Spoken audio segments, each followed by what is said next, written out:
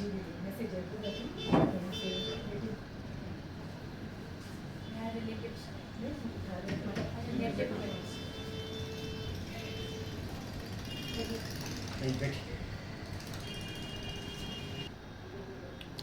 बहुत खुशकिस्मत होते हैं वो लोग जिन्हें समय और समझ एक साथ मिल जाती है, क्योंकि जब समय आता है तब समझ नहीं होती और जब समझ आती है तब समय हाथ से निकल जाता है। इस समय हमारे साथ सीधे जुड़ी हुई हैं देवी चित्रलेखा जी, कथा व्यास हैं। इनसे लोगों के मन की जिज्ञासा के कुछ सवाल करते हैं। एक सवाल है लोगों के दिमाग में कि जो भागवत कथा का व्यासपीठ है उस पर बैठने का अधिकार किसको है? जो भगवान का भक्त हो, जो भगवान को चाहने वाला हो, जो भगवान से प्रेम करता हो।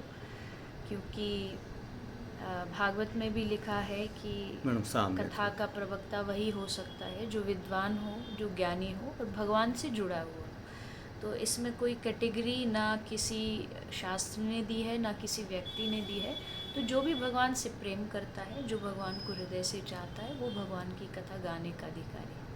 लेकिन लोगों के बीच में ऐसा भ्रम है कि केवल ब्राह्मण को ही अधिकार है कथा व्यास के रूप में पाठ करने का। कुछ नियम तो हाँ ज़रूर होते हैं और वो हमको निर्वहन करने पड़ते हैं। आप उनको नकार नहीं सकते हैं।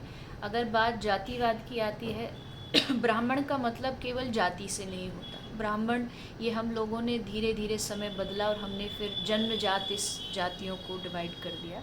बाकी ब्राह्मण भागवत कहती है कि चांडाल का मांस खाने वाला कोई व्यक्ति भी अगर उसके भीतर परिवर्तन आ जाए तो वो ब्राह्मण के समान ही श्रेष्ठ है। तो बात अगर जातिवाद की करें तो इस जातिवाद को हमने गलत रूप दिया है। अन्यथा भागवत में जरूर लिखा है कि जो भगवान की कथा करे वो ब्राह्मण हो। ब्राह्मण होने का अर्थ है कि उसके जो व्यवहार हो वो ब्राह्मण जैसे हो। अब चूंकि समय के साथ, बदलते समय के साथ सभी जातियों के लोग कथा प्रवचन करने लगे हैं, तो क्या ये उचित है? इसके लिए आप भगवान नाम प्रचार कर सकते हैं। हमारे देखिए ये बात बहुत समझदारी वाली है।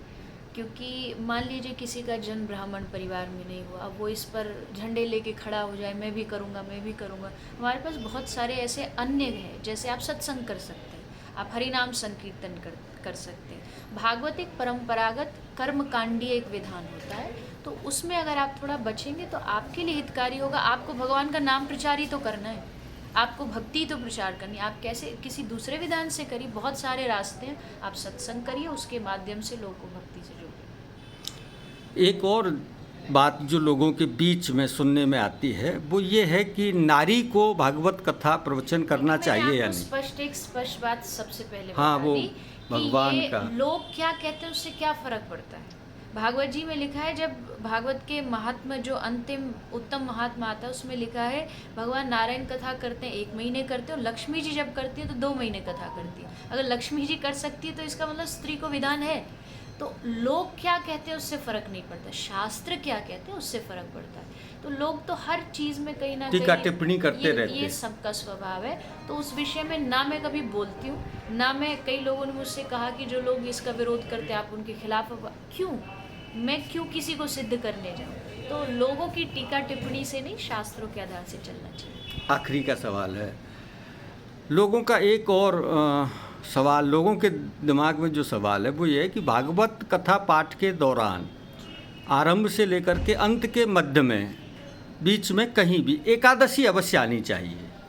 ऐसा कहीं नहीं लिखा ऐसा कहीं कोई शास्त्र में वर्णन नहीं है। आ जाए तो बहुत अच्छा है। कोई भी शुभ तिथि आती है वो शुभ होती है, लेकिन आनी ही चाहिए, ऐसा किसी भी शास्त्र में नहीं लिखा। बहुत संक्षेप में भागवत सार आप बताएं।